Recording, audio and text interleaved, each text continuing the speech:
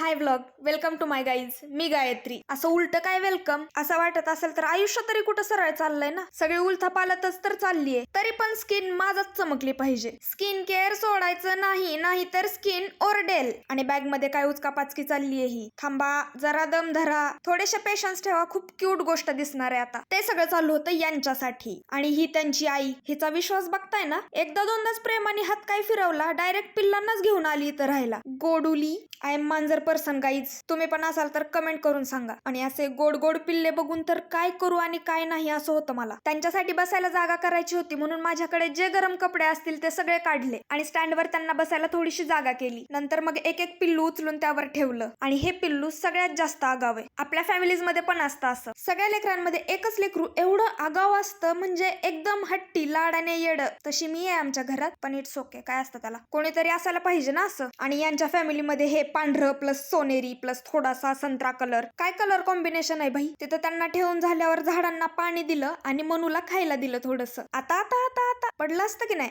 पण मी कशासाठी आहे, मी नाही पडून दिलं त्याला. यांचे असले आगाऊ उद्योग बघायला इतकी मज्जा येते ना, की मी असं किती पण वेळ यांना बघत बसू शकते. आणि घरात जातच होते तोपर्यंत ही गाडी दिसली. काय युनिक गाडी आहे भाई, मी पहिल्यांदा पाहिली आहे माझ्या आयुष्यात. तुम्ही पाहिलंय का सांगा बरं मला. त्या पिल्लांसोबत खेळत बसले आणि माझ्या लक्षात नाही मला घरात काम करायचंय. ते हे सगळं असंच होतं. मग ते आवरलं आणि मम्मीला व्हिडिओ कॉल करून आशीर्वाद दिले. अॅनिव्हर्सरी होती ना मम्मी पप्पांची, त्यामुळे तिला म्हटलं तुमची अॅनिव्हर्सरी आहे, मला कपडे घ्या. तर म्हणे तुझ्या बर्थडेला आम्हाला घे. मग काय बोलू आता. मामा होती हे गाईज. प्रत्येक शब्दाला उत्तर असतं तिच्याकडे. आणि ती पण मांजर प्रेमी असल्यामुळे तिला पण दाखवले मी पिल्ल. आणि ही पोरगी जसं हिला कळालं इथं मांजरांचे पिल्ले आहेत, तसं पळत आली बघायला. एक मांजर दुसऱ्या मांजरींना बघायला आली. पिल्लाला हातात घेतलं की लगेच आई पळत आली. तिला म्हटलं डोंट वरी बेब, आपलीच आहे ती, काय नाही करत.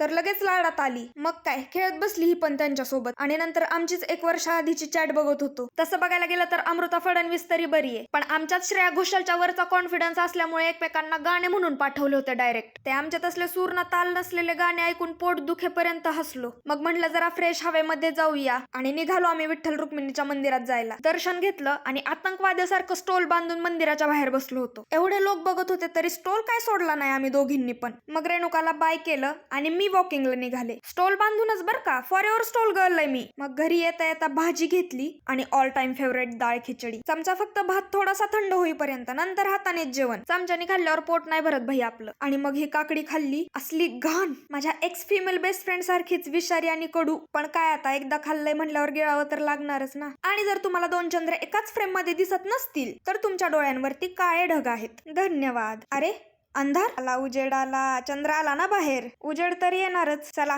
झोपा आता. बाय, गुड नाईट, भेटू लवकरच.